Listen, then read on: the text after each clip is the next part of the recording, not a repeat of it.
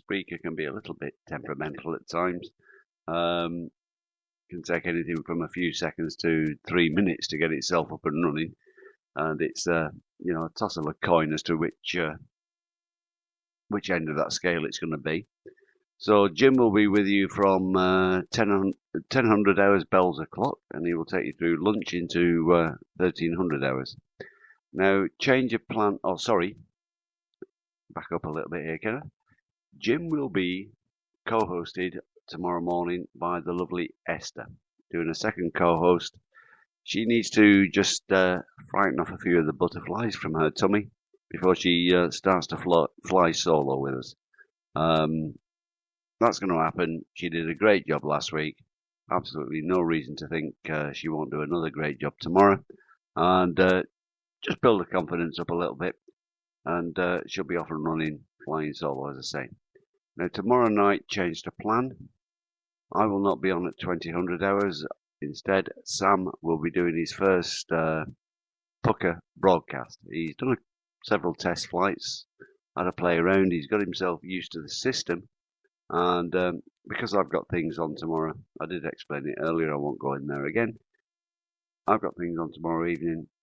Sam's going to take over for me and give me a night off so that I ain't rushing and getting frazzled. Now, I'm going to go back to the interview. But first of all, there's a couple of posts up here. I'll re-pod the interview. Apologies, been getting ready for my shift on Twitter. I know you're going to have a major attack of news night tonight. Alan, fair play. I'm just about to start the second part of the interview, mate.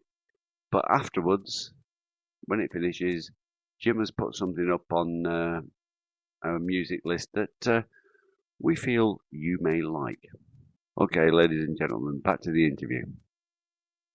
Again, I apologise for the quality, but not the length. Okay, this guy is talking from his heart. He's talking with passion. This is part 2 of the interview with Tony from Forward Assist. Absolutely.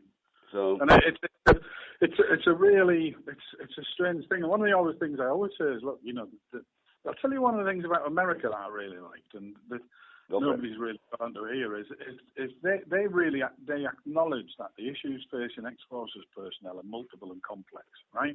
And as I said before, there's all the other things in life that get in the way and make life difficult for yourself. But these are normal. That's what everybody else has to face. But they're compounded by additional things, whether it's post-traumatic stress, be it diagnosed, undiagnosed, lack of services, a postcode lottery as to what you would get in your area. And everywhere's different. Do you know what I mean? You could not say... Unfortunately. Exactly, you couldn't. You say what one guy would get in, Burnley would not get in Southampton. Do you know what I mean? And it's madness. And the other thing is the charities need together because the issues are multiple complex. Each charity can only deal with so many issues there. So say someone has got 8 presenting issues and goes to the British Legion or somewhere and they say, well, we can help you with getting you some white goods, or we can do this, or we can signpost you to another organisation, which I personally think is the last irresponsible act, signposting, by the way, because I think we need to refer and chaperone people. That's what my guys do now to get the documents. Is, the issue, you'd only do it with 2 or 3. So if we all start working together, we can all actually start looking at dealing with those issues holistically and looking at everything that's there. But if we don't, we're not going to solve the issues, because giving somebody, it's one thing, they're brilliant at it, get somebody in a flat, put them in, furnish it, get the white goods in, excellent. Then what happens? What we've seen is those guys just self-isolated, don't want to go out, don't go out the house, and they only communicate through Facebook. Yeah. And when we see the real blossoming of people again is when we put them back in touch with forces guys who are doing good in the community, and they start doing good in the community, and then they start going, okay, then it's like mental health by stealth. They're slowly getting better. Yes. But it's not by any standard psychological assessment going to sit down. No. It's almost self-directed in a lot of ways. Well, these issues are complex. They really are. Oh, yeah. I mean, that's why, here at Veterans Radio Net, we're interviewing the smaller charities like yourselves, like Soldiers Off the Street.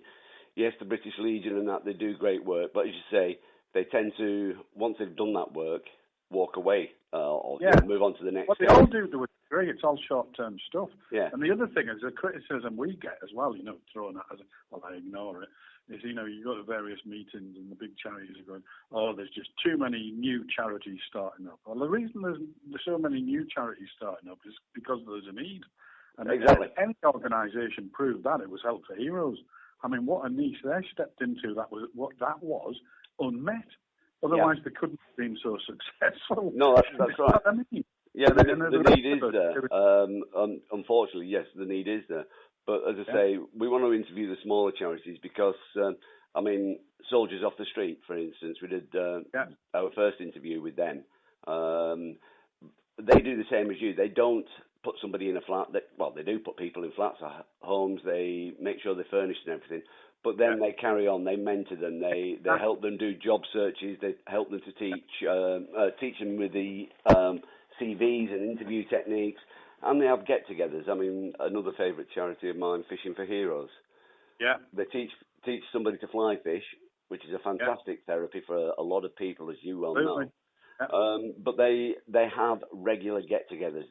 They're on the phone to people. How you doing?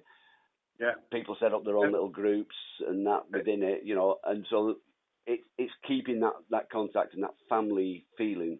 The family we lost when... Exactly, and that's what works for people, and both of those things are very... for me, the greatest therapy is helping somebody else. And I think what you've described there is us veterans being helped and then helping others. You know what I mean? And that's what gets you well, and that's what makes you better, and that gives you... That's what you get up in the morning for, isn't it? Yeah, yeah, exactly. This is the sort of stuff, being there for each other is what was pounded into us for 13, 14 weeks in basic training. Doesn't matter whether we're Navy, Army or Air Force, we were all trained basically in the same basic skills. And being there to stand next to your brother or your sister when the times are hard is what we were all trained to do, And I'm glad they didn't take that bit out of us. No, well, and I think, do you know what it is? I think we've got the moral high ground on that. And as much as people might criticise, what I find fascinating is everything I started doing 7, 8, coming up to 8 years ago now, is, we started off with peer-led support groups, we started off with mutual support groups, whatever you want to call them, we started off doing activities with all the big organisations at the beginning. We go, oh, what's he doing? Who's he think he's doing that? I was actually qualified to do them as an advanced group worker. Yeah. As a social, knew what I was doing. But they were going, oh, what's he doing? And, what does he know about that sort of thing? But now everybody does it, and we've got another program called Citizenship Reloaded, which is a 10-week program we've just about finished off now, where we'll walk people through and help you navigate the system. And when you come back out, you will take the rose-tinted glasses off about what life's going to be really like. Yeah. It isn't. You know what I mean? Yeah. Yeah, and we'll walk you through that system. But what I'll use is all the guys to give personal experience of how, what impact divorce had, you know what I mean? What impact being in debt was, what impact losing your house was, what impact ended up in prison and then having to come out was. So it's going to be quite hard hitting in a lot of ways, but based in reality, which is what we want. We don't want pink and fluffy little excuses about everything you're cured and everything's brilliant now, because that's not how life is. No, that's not how we were trained and treated by area drill sergeants and the like. Exactly. It's what it's what they made us. Yeah. At the end of the day.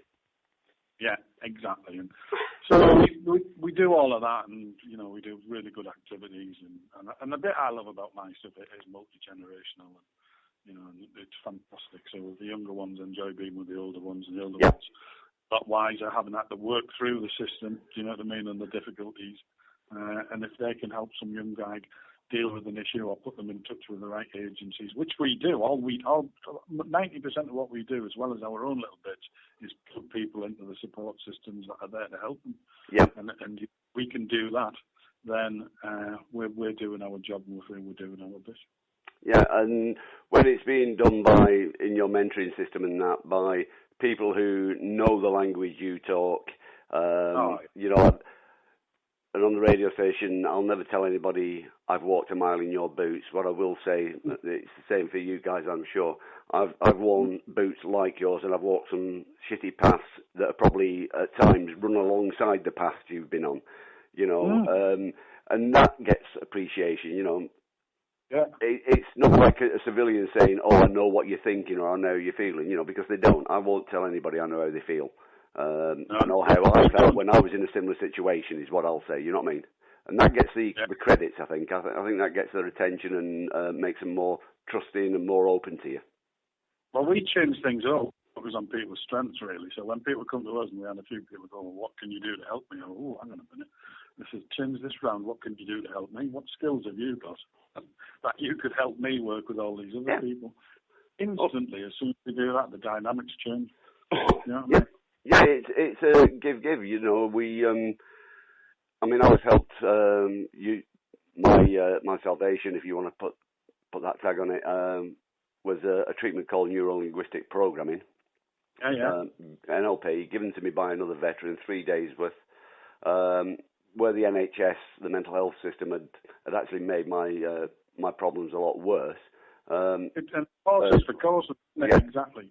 Over years, they made me worse, sort of thing. 3 days working with another veteran, somebody I respected. The nightmares and the flashbacks stopped. Yeah. In 3 days. I've now gone on to train. I'm now a master practitioner myself, and I offer the help to anybody that I can, as and when I can. But it's having people have been through, first of all, the same sort of basic training that you went through, and been in situations that similar to the ones you find yourself in, so they've got real life experience on how to sort the crap out. And that's how we talk about it. All right, this is crap. I sorted it out. Here's how I did it. Take it away. It works for you. Have it. And that's exactly one of the benefits of working through the whole strangers and the same as the social work and probation is. You're actually able to say, look, you can go down that route, you can go down that route, you can try that, try that, try that, try that. I mean, as long as these are interventions that don't do any harm, which is the key thing, you know what I mean? We should be giving people the opportunity. So we just go, these are all the organisations, try that, that might work for you, NLP might work for you, cognitive behavioural therapy might work for you. Not doing any of them and coming out with those fishing might work for you. Yeah. You know what I mean? Because we're all different, so everything we do is as long as we're giving people the options to try out what will work for them, then those are the successes. But the problem is when you're military. I mean, nobody tells you about what services are available. Do you know? No. Nobody tells. I mean, I know when I got out in '86, and I just wanted out at that point. I was so disillusioned. I probably was given some paperwork, along with my final bus ticket or train ticket, whatever it was, and at that time I threw it into file 13. You know what I mean? So I didn't read it. I believe it's better these days that they have tried to bring it into the 21st century a little bit, sort of thing, but it's still not good enough. Well, there's two things on that as well. There's as much, and I think they are making great significant strides forward with regards to resettlement and rehabilitation and the whole process. Not as much as I would like to see, but they are making progress and they're getting there. But for me, there's a real need for a rescue mission for everybody who was ditched and didn't get any. And I mean, I know that sounds dramatic, but if you look at the guys that we get through from World War II, from Korea, from Iran, I mean, my vets are fantastic in the support they give me, but they're all 65, 70 odd now. Yeah. They're brilliant. You know what I mean? They've got issues that they've had to deal with and work through. And then you've got Northern Ireland, and you've got, you name it, Bosnia, First Gulf, you know what I mean? A lot of those guys came out and got nothing. And I mean absolutely. And you know what I mean? So whilst it's brilliant what they're doing now for the Afghan, Iraq stuff, and we've got lads who are coming through that and get an awful lot, I have to say. But there's still a bunch of guys who've got nothing and could, still need someone to come back and go, hello, mate, listen, this is what we do, this is where we get stuck in. And there's a need for that. There really is a need for that. Yeah, there definitely is.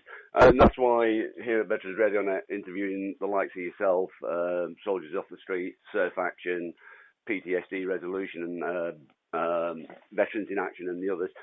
And we've done some of the spouses support groups on Facebook as well, the Ripple Pond and Combat PTSD Angels. Yeah. I want the radio station to be a one-stop shop so people can come and look at the various interviews that we've got as podcasts.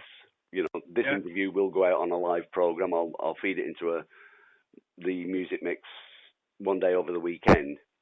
But I want it will get recorded as a podcast as well.